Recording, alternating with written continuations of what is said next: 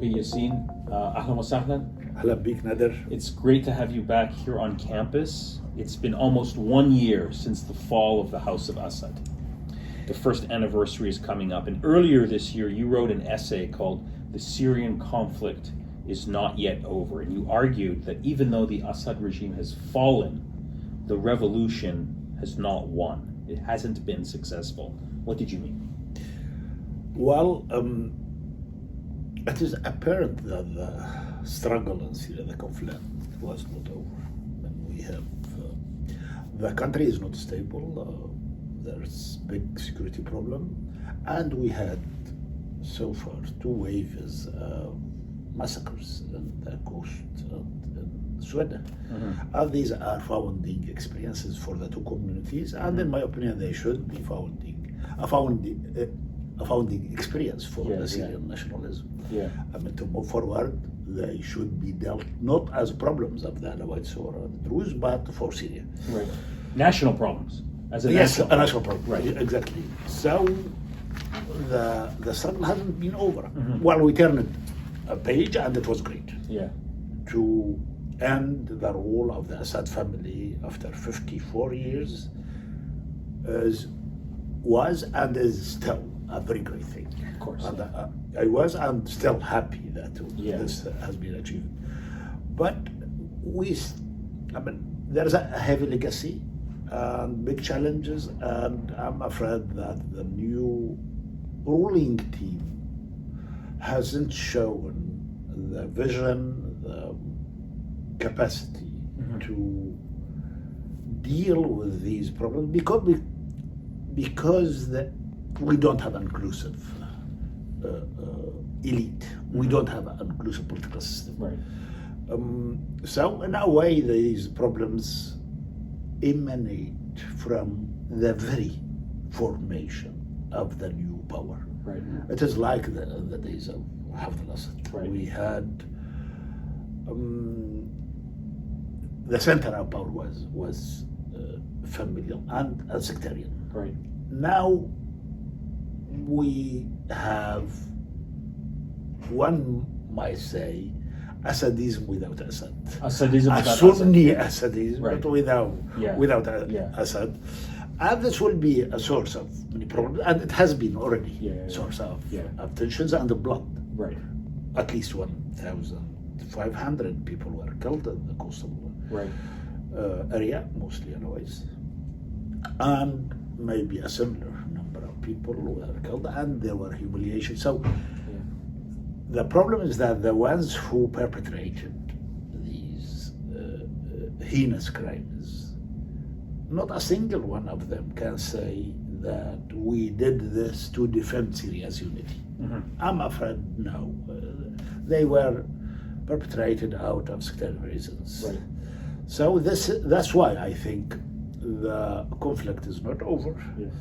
And while it's very great that the Assad regime was overthrown, the revolution didn't. It is not a victory for the revolution. Right, Actually, in a way, they defeated the revolution even before they defeated the Assad regime. It is a complex thing, but this is what I meant in that. So more recently, you've written about the sources of instability in Syria today, and you write that Syria is unstable because it is not possible for it to be stable in its current form. This is because it is trying to walk on one leg only, a security-focused, confessional one in a society that is diverse and plural. What do you mean? I thought this was obvious. So actually, I authored a book that was published in 2012, I guess, Walking on One Leg. Actually, you cannot walk on one leg. I mean, maybe very few jumps because you fall down. Right. Syria for 2 generations was one-legged political system. Right. based on security, sectarianized security Right. base and Yeah. family rule. Right. So that's why Syria was one of the most prosperous, relatively, third world country up to late 1960s. Vibrant society, good level of education by the standards of that time.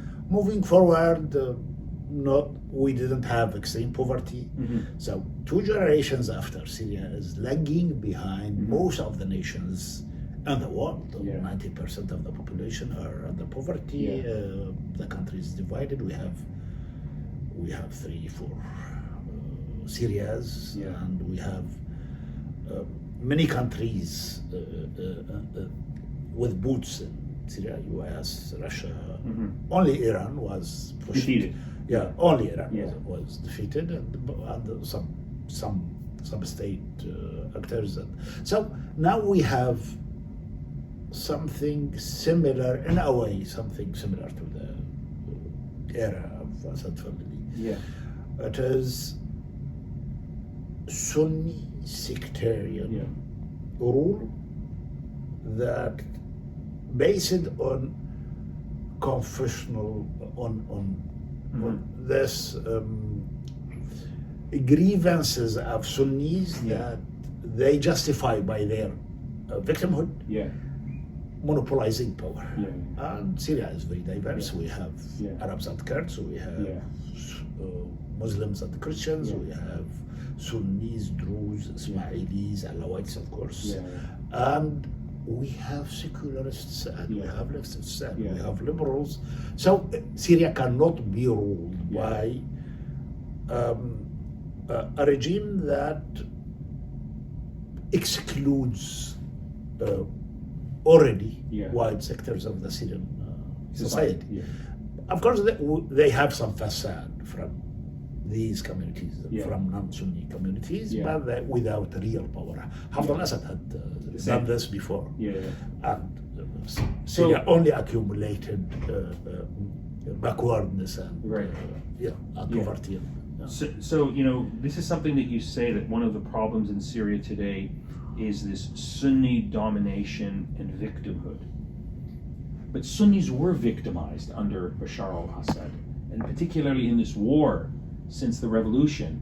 It was mostly, it was a sectarian war, and many Sunnis feel that they were the victims of this war because the other regime was a sectarian, Alawi regime supported by Iran and Russia. That's true. I agree. I fully agree. I was one of the few leftists who said that we were ruled by a sectarian regime. Right. I never denied this or tried to minimize or to cover this. And there's a really victimhood. In the last 3 decades, maybe, or a bit more than 2 decades, there is a very powerful Sunni victimhood narrative, not only in Syria, actually, in Syria, Iraq, and Lebanon, mostly, but victimhood doesn't justify it. It is the worst. I've said this several times. It's the worst school for politics. Because victims can be perpetrators. I guess there's a book by Mahmoud Mahmadani about the father of Zohran. That's right. When victims become perpetrators, about Rwanda. And we saw this, or Israel is a good example. From World War II, what they're doing to Palestinians. Exactly. The victims of the Holocaust are victimized and perpetrating genocide. Has just perpetrated genocide. So it is the same in Syria. We don't have the right to expect things that will be different. You are victims, true, but this doesn't mean that whatever you do is right. No, of course not. So give me some concrete examples of policy changes you would like to see in Syria today. What should the al-Shara government be doing specifically to push Syria in the right direction in terms of its internal politics? Well, the most recent, maybe right now, or 2 months ago, he should have apologized personally for the crimes perpetrated in Sweden. And he didn't do that. He didn't. Well, he mentioned mistakes. And, Yeah. So he should have apologized Yeah. for the insults, the Yeah. humiliations, Yeah. and the blood that Yeah. was spilled at the hands of his. Yeah. He's responsible, or Right. his team is responsible, Yeah. and he's the main figure in this. Yeah. Before that, I mean, we had a national dialogue that was a farce, actually. Why was it a farce? What? After 54 years of Assad Yeah. family rule, you Yeah. need dialogue for weeks or for months, maybe. Yeah. You need a national congress. Yeah, yeah. And maybe the dealings should be broadcasted on TV. Yeah, and it was just a few hours. That's it. Yeah. One day. 6 hours. Oh, that's all. Yeah. So yeah. They were talking about it for days before Yeah. and meetings here. And then it finished in It was farce. And It then was Khalas. complete farce. really. Yeah. Before this, the victory conference, Yeah. when the armed forces, Yeah. those who overthrew the regime, met and elected Shara as Yeah. president. Also was as if the revolution Yeah. was by these people. Right. The Syrian people, first of all, the struggle was longer than before these people appeared. Right. Yeah. And there were people fighting Yeah. and resisting for 2 generations since 1970s. So it was, Like yourself in jail. yeah. Right. So You were in jail for very so long. in a way you feel everything was done in, I would say, we had very big beginning, and what followed this beginning was very small and banal. Yeah. What do you say to people who say that, look, you know, Yassin Al Haj Saleh, you want democracy, you want human rights, you want civil society, but Syria is a deeply broken society. 500,000 people killed, trauma of 50 years of one family rule, 90% of the population living on humanitarian aid, no basic infrastructure, no homes, no consistent water, electricity. The priorities for Syria, some people will say, is not democracy and human rights. It's stability, it's rule of law, it's order, and it's reconstruction. These things, as important as they are, have to come later when people can first have enough food to eat, enough electricity. In other words, you can't build a democracy when people are starving. What do you say to that? Well, I sympathize with this logic when it is said honestly. I'm afraid that half the Bashar al-Assad or half al-Assad before him would subscribe to such a statement. That the priority is to feed the people, the priority is to stabilize the country, the priority is to improve the services. Yeah. Why do you sacrifice freedom for economic or security-related gains? I'm afraid you'll lose all. Yeah. And we have enough experience to be cautious in relation to this logic. For these very things, economy, security, services, we need inclusive political system. And we need, well, I want to hear this statement from Bashar. I want him to say that, well, our priority is this and that, and we have a plan to achieve this in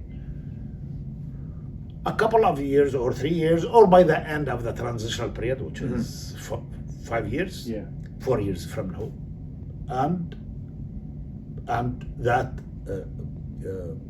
public freedom, public liberties, public rights will not be compromised during this. Okay? Talk to us. Talk to us instead of talking to international powers. Talk to us and explain what are you doing and what's your plans, and give us some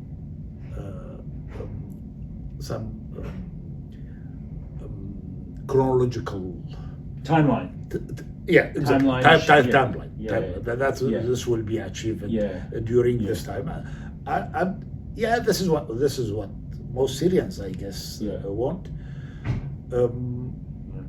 It is not that I am, or people, like-minded people, we are just jumping on their mistakes. That's not true. That's not true. It is just that we don't trust those who have much power, and we think it's the right thing to keep them under pressure. But I'm not defending the politics of the worst. When things are worse, they will be worse for the population, for most of the people, not for Shah and his team. And what do you think about al-Sharra's foreign policy, particularly with respect to the United States? He's met with Donald Trump 2 times. He seems to be very interested in trying to get closer to the United States as a way of getting sanctions lifted. Most people will say that makes sense because Syria has a lot of economic and internal problems. Do you support those policies? It makes sense, of course. It makes sense. I'm just afraid of the rhythm that there are leaps, big leaps. And without explanation to the people. What's happening? Of course, Syria was on the list of terrorists, and there were 10 million. So, an award for his head. That's right. And it is important that he is absolved from this. Right. And of course, the sanctions should be lifted. And it is good that he talks to the American about this. I was against the sanctions in the days of Bashar al-Assad. Of course I am. They should be lifted yesterday. Or even before the fall of the regime. So again, we need explanation about these things, and that the government shows some transparency. They did their perestroika years ago, and they are active in proving that it was sort of perestroika. Now we need a glasnost. We need things to be open up. Exactly. And so, could you say something about the current role that Israel is playing in Syria today? Obviously, it's been occupying the Golan Heights since 1967. Since the fall of Assad, it's been constantly bombing. It occupies more of Syrian territory. How should the new Syrian government deal with the challenge that Israel poses? Because it's a neighboring state, it's an aggressive state. In terms of Gaza, it's a genocidal state, but it's a neighbor of Syria. On December 8th, they attacked for the first time military facilities of the Syria, and they destroyed everything. Everything. The sea, the planes, and everything. So I guess they want to humiliate and to condition the new team that for them to accept the absolute Israeli supremacy. While they were still perpetrating the genocide in Gaza, they took the guise of defending the Druze community in Syria. So it is about humiliation, I guess, and about weakening the country more than it is very weak. I think Shah and his team are wrong in saying and repeating that Syria will not be a threat to any of its neighbors, Israel included. Israel knows this very well. Recently, Shah said that it is not about their security needs; it is about their expansionist tendencies. And this is the right thing, actually. I don't know what should be done. They should, of course, avoiding any confrontation is the right thing to do. And I think most of the Syrian people agree with this. But if we agree about this, do the Israelis agree? I'm afraid not. I'm afraid not. It is sort of fateful. Yeah. It pushes you to be fatalist. Yeah. And this has nurtured only nihilism Yeah. and extremist tendencies and a wider Arab region, actually. Look, one last question. What can those of us who live outside of Syria, who very much care about Syria, its future, want to help Syria overcome this terrible 50-year legacy of the House of Assad, how can outside groups, individuals, organizations help Syria at this moment move in a better direction? Do you have any specific recommendations that you would give to people watching this interview? I have to think of this.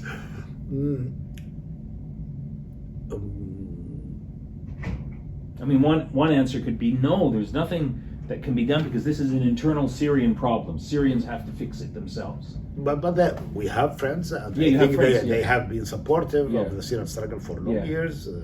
Yourself is one example. I know so many people. Yeah. So maybe visiting the country, if possible, maybe putting a pressure on the American Western governments for the Americans to lift the sanctions. This is an absolute priority, in my opinion. And I'd like to see more of you in Syria. To visit Syria. I mean, even though I myself might not go a lot, I've been there for 2 times, and after Sweden, I found it a bit difficult to go. But could you say more about that? What exactly, if we go to Syria, we interact with Syrians, in what way specifically can those of us who care about Syria, what could we be doing to help Syria politically, intellectually, ethically, etc.? I think when you go to Syria, you write and you learn and you meet and you discuss things with many Syrians, and to give Syrians the sense that they are there in the world and a rather normal country. This will be very helpful, in my opinion. And of course, when academicians like yourself, intellectuals, artists come back from Syria, they, in a way, they have experience. They may write or produce some things that help the country recover from long-term trauma. The Syrian society is extremely traumatized, and we need international help. Not only lifting the sanctions, but also recognition, understanding,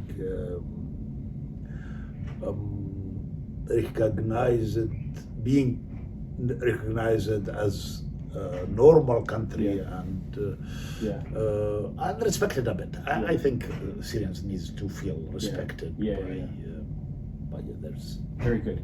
Look, I have many more questions to ask you, but I know you have a very busy schedule. You're speaking at the university, American University, in a couple of days, and you have other meetings. It's been wonderful to have a conversation with you. I hope we can have this same conversation soon, perhaps in Damascus. Thank you, Nader. I'll be very happy to see you in Damascus someday. Well, I'm not going if you're not going, so you have to lead the way. No, I'm going. I'll keep going as long as it is possible. It is just that I didn't want to go. Right? Actually, I was planning to go in November. To be there November and December. Well, my plan is to go in March. Excellent. At the anniversary of the launch. Excellent. Oh, excellent. Thank you for being here. You are welcome. Okay. Thank you very much for having me. Thank you. Excellent. Thank you.